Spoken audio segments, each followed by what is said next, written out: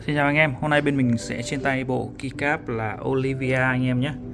Bộ này thì có profile là Cherry này, chất liệu là ABS, kiểu in là double shot. Bộ này rất là nhiều nút, hai space 6,25U để anh em mà thay đổi màu sắc này, có một space 7U, có cụm phím 5 pad để chơi full size này, có SIP 1,75U, có cả ISO Enter 2 chiếc.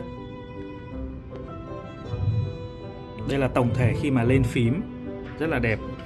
Bộ keycap này thì có thể phù hợp với rất là nhiều màu kit khác nhau, từ ví dụ màu trắng, màu đen, hoặc là màu hồng, hoặc là các cái màu kit khác. Anh em có thể bấm vào hàng bên dưới để mua hàng nhé. Cảm ơn anh em.